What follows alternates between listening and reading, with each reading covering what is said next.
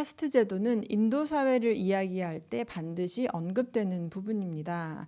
그러나 대부분의 사람들이 이 카스트 제도를 단순한 계급 제도로 잘못 이해하고 계시는 것 같습니다. 아무래도 영국 식민지 시절에 영국인들이 그 서구적 시각만을 가지고 인도 사회를 판단한 것에서 일어난 오류인 것 같습니다. 영국인들은 이 카스트 제도를 정치 경제적인 시각에서만 해석했던 것 같습니다. 그러나 카스트 제도는 5,000년 전으로 거슬러 올라가는 인더스 문명에서 유래한 이 바르나 제도라는 것에서 시작되었습니다. 바르나 제도는 오늘날 카스트 제도라고 불리는 것의 뼈대가 되는 제도로, 바르나는 산스크리트어 용어로 색깔이라는 뜻을 가지고 있습니다. 그래서 많은 분들이 이 색깔을 피부색, 인종과 연관지어서 생각을 하시는 분들이 많이 계십니다. 그러나 바르나를 인종과 결부지어서 이해하시는 데는 조금 무리가 있습니다. 조금 더 맥락을 가지고 이해를 하실 필요가 있습니다. 바르나를 색깔로만 이해하시기보다는 개인의 성향, 기질, 그리고 성격, 특성, 본성 등등으로 해석하는 것이 좀 더 적절합니다. 그래서 이 바르나 제도는 개인의 성향 그리고 기질에 따라서 그 사회적 역할을 달리하는 것을 의미합니다. 즉 개인의 성향과 기질이 어느 계급에 맞느냐에 따라서 그 역할을 달리하게 됐습니다. 예를 들면 어떤 개인의 성향과 성격이 사제 계급에 해당되는 역할을 소화해내는 데에 적절하다라고 판단이 되면 사제 계급, 브라민 계급의 그 개인이 해당될 수 있고, 육체적 조건과 정신적 기질이 군인이 되거나 정치에 몸을 담을 만한 모습을 보인다면 그 개인은 크샤트리아의 역할이 주어질 것이고, 농인 또는 상인이 될 만한 기질을 갖춘 사람들은 바이샤에 해당되는 역할이 주어질 것이고, 또 노동자로서의 역할을 충분히 해낼 만한 사람들은 일꾼 또는 노동자 계층인 수드라에 해당이 될 것입니다.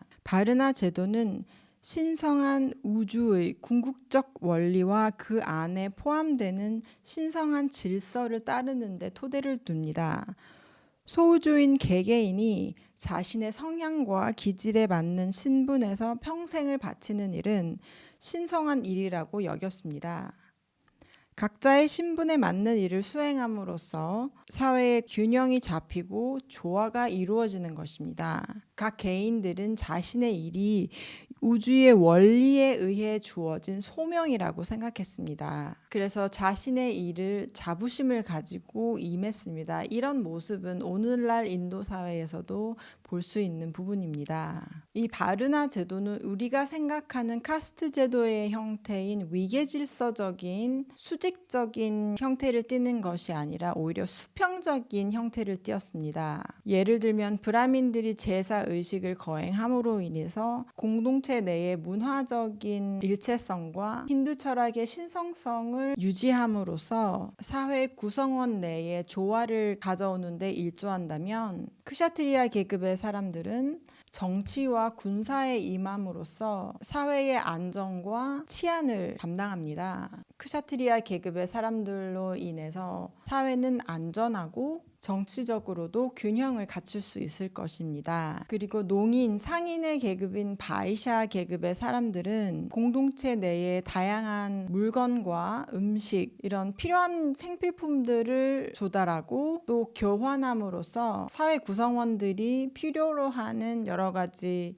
물질적인 것들을 공급합니다. 그리고 수드라 계급에 속하는 노동자들은 자신의 노동력을 사회에 제공함으로써 사회가 원활하게 돌아가는 데에 필요한 인력을 공급합니다. 따라서 이 네 가지 계급들은 수직적이고 상하적인 관계로 존재하는 것이 아니라 각자의 역할을 수행함으로 해서 서로서로에게 도움이 되는 일들을 수행함으로 해서 사회가 균형 있고 조화롭게 돌아가는 것을 돕는 것입니다. 그리고 개개인들은 자신에게 주어진 이 역할들을 신성한 소명이자 의무라고 여깁니다. 이렇게 신성한 의미를 가지고 있는 사회 제도를 차별에 근거하고 있다고 단편적으로 판단하는 것에는 문제가 있습니다. 이 바르나 제도를 바탕으로 하고 있는 인도 사회를 다른 말로 다르마 사회라고도 합니다. 다르마라는 말은 개개인에게 주어진 소명을 뜻하는 말입니다. 개인의 성향과 기질, 성격, 그리고 특성 등등에 의해서 나눠지는 이 소명은 자신의 성향과 기질 자체가 자신의 의지와 무관하게 어떤 궁극적인 원리에 의해서 주어졌다고 믿고 이를 받아들이는 데 있어서 매우 큰 의미가 있습니다. 즉 자신의 소명을 자신의 의지와 상관없이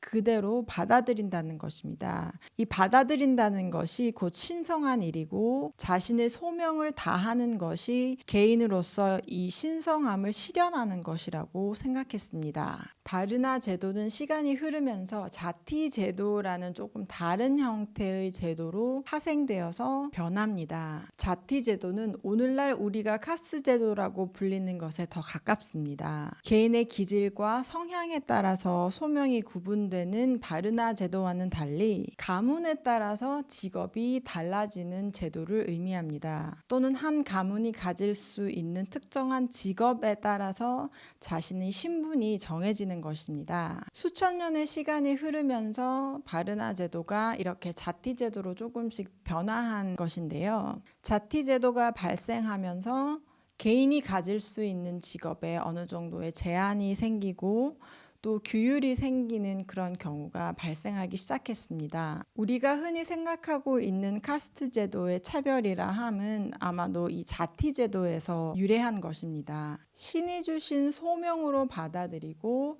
자신의 역할을 다하는 데에 아주 큰 의미를 두었던 고대 인도인들 그리고 고대 인도 사회 자체를 차별이 만연했던 카스트 제도라고 단편적으로 이해하시기보다는 그 배경을 먼저 이해하시는 것이 중요합니다. 오늘날 우리가 생각하고 있는 카스트 제도의 뼈대가 되고 모체가 되는 바르나 제도를 먼저 이해하시고 수천 년의 시간이 흐르면서 이 바르나 제도가 어떻게 변화를 거듭해 왔는지를 살펴보는 것이 매우 중요합니다. 개인의 성향, 기질, 성격 그리고 특성을 사회 구성원으로서 어떤 역할과 어울리는지를 생각했던 이 바르나 제도는 어떻게 보면 개개인이 가지고 있는 서로 다른 장단점을 존중하는 것에서 비롯된 것이 아닌가 싶습니다. 사회가 조화롭기 위해서는 각자의 역할을 충실히 수행해야 합니다. 이런 측면에서 보면 개인의 성향과 기질을 충분히 존중했던 바르나 제도가 개개인에게 만족감을 느끼게 하고 이것이 모여서 건강한 사회를 이루는데 중요한 역할을 했을 것입니다. 어떻게 보면 바르나 제도를 실현할 수 있는 것이 가장 이상적인 사회를 구현할 수 있는 일이 아닌가 싶습니다. 개인의 성향, 기질,